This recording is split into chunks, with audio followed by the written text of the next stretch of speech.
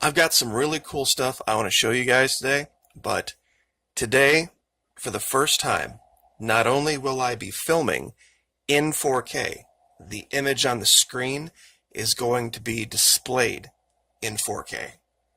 Now, many say, your eye can't see in 4K. Well, that might be the case, but I'm going to leave it up to you, because looking at a lot of these images before, people were like, I can't see it, it's blurry. They are definitely a lot clearer, and I have found so many more things. So there's going to be no shortage of upcoming videos with new stuff. But I thought I would start with one of the more controversial finds. And strangely enough, it wasn't even in Antarctica. It was in the South Sandwich Islands.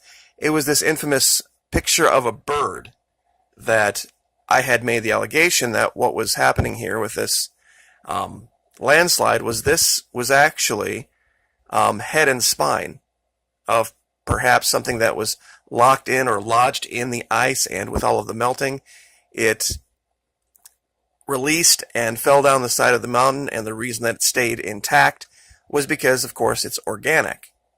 Because you would have to think if it was just ice and snow, it would have completely disintegrated like the rest of the ice and snow did up here. But the find was over here. Now, I'm going to leave it up to you. If you guys tell me whether you think this is much more visible now or not.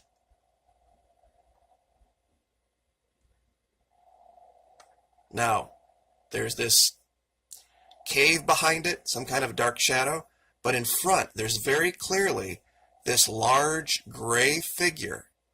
Right here is the beak where I'm circling. It's kind of triangular. Here's the head. You can see some of on the chest of this large winged creature.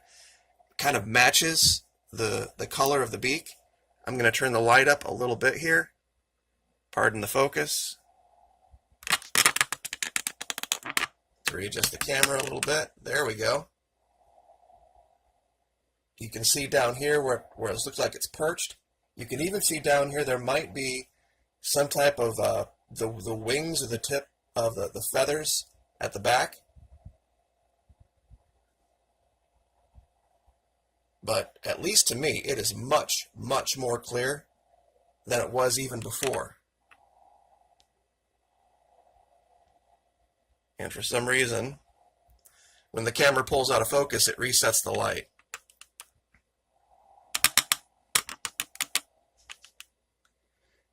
So I will leave this up to you to decide whether you think it's clearer or not. But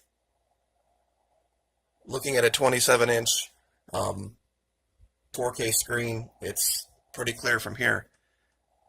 Now, something else that we have found over and over again. This is in Antarctica. I found this area where it seems like there was some type of lettering. What the language is, I don't know. But it shows up much clearer now. I hadn't shown this before, but it almost looks like we have, here's a G, here's a small I, here's an F, possibly an S.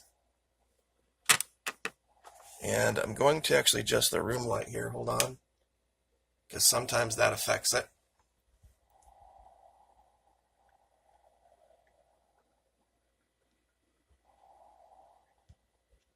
And sometimes the darker helps too, because it gives it more contrast. But there's definitely some type of structure here.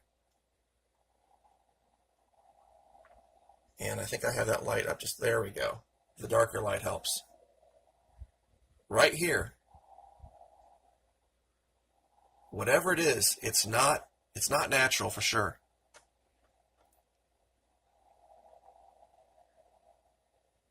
Another location here. Let's see if I can get the right year here. Okay, to me, here's another one of those things that I call smoking gun for a subglacial culture. We see this perfectly straight line, and then we see something near the surface. Then we see what looks like If anybody's ever seen a mole in your yard or something tunneling underneath, you can see it. It starts here. It stays under the ice here. It gets more of a form here, but the perfect straight line nature of it just shows that this is something not natural. And to go along with this, I'm going to show a find that I didn't discover. It was discovered long ago, but I think perspective made people think it was something that it wasn't. Now this is the infamous, what they called steel door.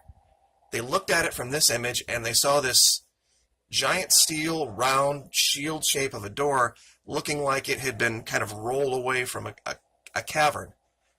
I think it's definitely artificial, but I think it's a roof. I think it's a construct, definitely for sure. The entry is here, like this, and the reason I say this is because there was another structure that I found before I even knew about this, and it was one of my very first finds, and it's over here. Now, this looks like just a normal meltwater pool, unless you look at this very artificial rectangular path structure that leads right to it. This very much looks like some craft surfaced, and there was some attempt to create a path this way, and when you zoom out, it would take you exactly where you would need to go to enter here. And this is, the idea of living under the ice, living underground. I'm not sure why with so many people it seems so strange. Because they would have many, many advantages. Now they would have some challenges for sure. But it's been proven beyond the shadow of a doubt that even in our deepest oceans, where the pressures are crushing and there's no sunlight, there's an abundance of life. Life finds a way to make its, way through adversity. And I do honestly believe, given everything that we've shown, there is a civilization down here.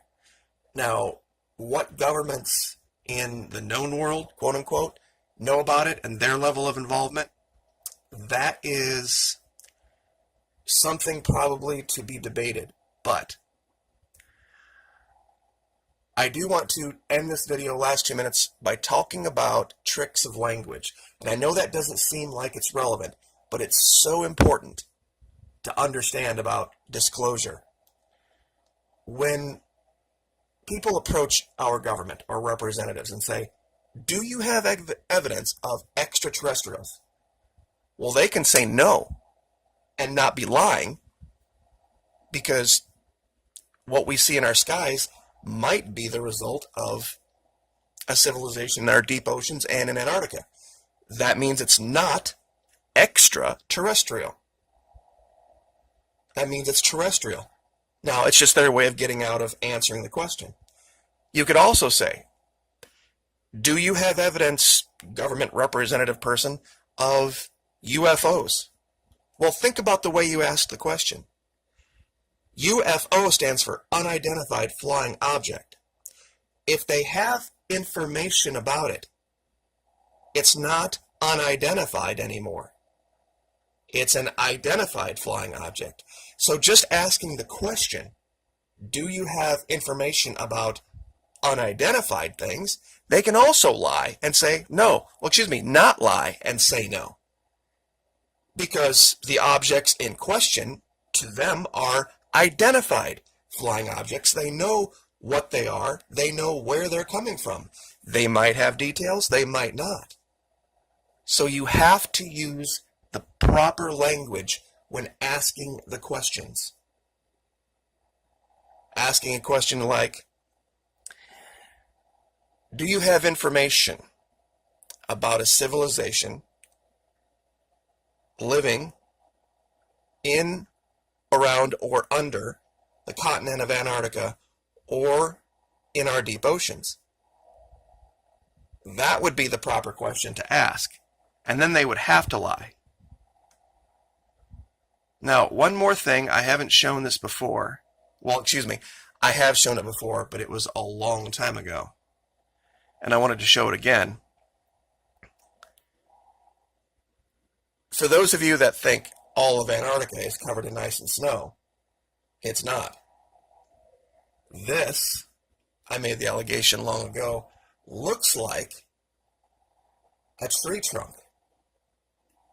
A large tree that has at some point fallen and the earth has started to reclaim it.